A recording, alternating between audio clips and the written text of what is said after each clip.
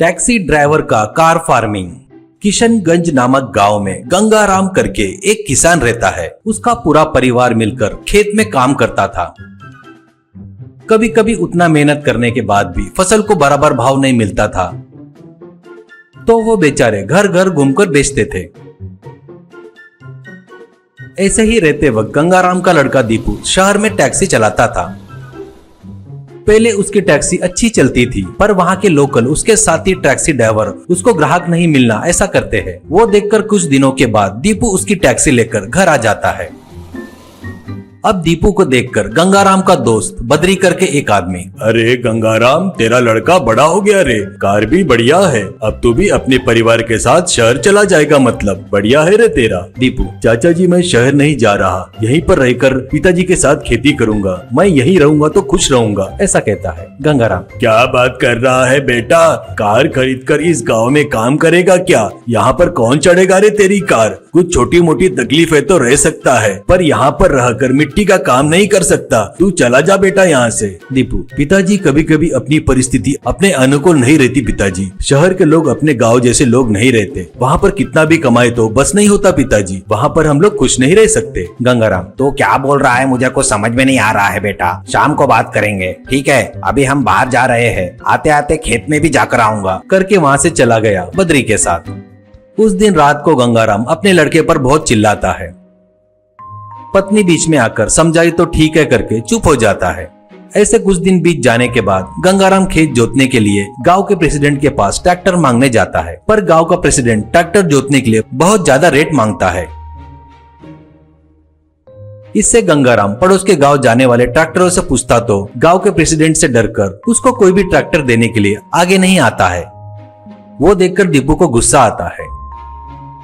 उससे वो अपने टैक्सी को हल बांधकर खेत पूरा जोतना शुरू करता है। वो उस गांव के लोग और गंगाराम सभी बड़े आश्चर्य से देख रहे थे। उसके जोतने के बाद दीपू पिताजी के साथ मिलकर टमाटर की खेती करता है। दीपू अच्छे ऑर्गेनिक पद्धति से खेती करने की वजह से टमाटर की खेती बहुत अच्छी होती है। अब खेती में टमाटर तोड़ते वक्त मार्केट में टमाटर का भाव कम हो जाता है। वो देखकर गंगाराम मार्केट में दुखी हो रहा था।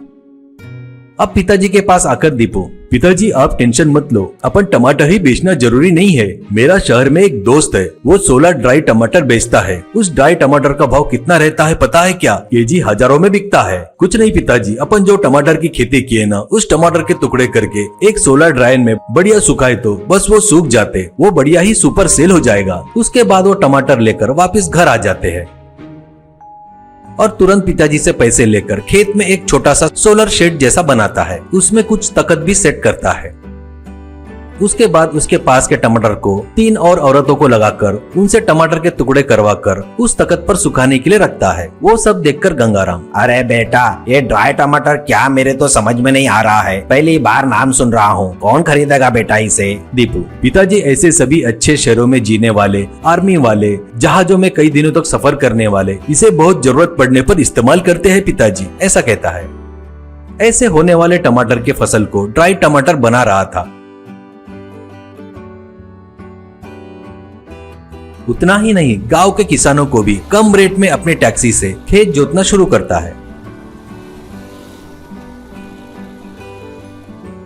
ऐसे रहते वक्त एक दिन गंगाराम के पास मार्केट का एक आदमी के साथ मिलकर गांव का प्रेसिडेंट आता है। अब गंगाराम से प्रेसिडेंट, क्या रे गंगाराम, अपने पुराने झगड़े सब भूल जा, और तू बच्चे की बात कैसे सुन रहा है रे? तेरे को दिमाग है क्या नहीं? वो क्या टमाटर सुखा रहा है फालतू का? अपने आजू बाजू के गांव में देखे तो सिर्फ तूने ही टमाटर की खेती किया है, मार्केट में बिल्कुल टमाटर ही नहीं है। अपना हरी 1 किलो के 10 रुपए देता बोलता है, उसे बेच दे, ऐसा कहता है। वो सुनकर दीपू, बढ़िया है प्रेसिडेंट जी, खेत जोतने के आप अपने ट्रैक्टर के हजारों लेते हैं और हमारे टमाटर को 10 रुपए में देना क्या? वाह, बहुत बढ़िया है, हम किसी को नहीं देते, जिसको चाहिए वो हमारे खेत में आकर ही खरीदेंगे, नहीं तो मुझको कोई प्रॉब्लम नहीं है, बढ़िया ड्राई टमाटर बनाकर सुखाऊंगा। ये सुनकर वो दोनों वहाँ से गुस्से से चले गए। इससे आजू बाजू के गांव वालों को ये बात पता चलती है। इससे वो लोग सभी आकर उस खेत में टमाटर 50 रुपए किलो के भाव से खरीद कर जा रहे थे। बचे हुए ड्राई टमाटर बनने से गंगाराम बहुत पैसे कमाता है। ऐसे लड़की ने दिए सो आइडिया से बहुत फायदा होने से गंगाराम दीपू की बहुत तारीफ करता है।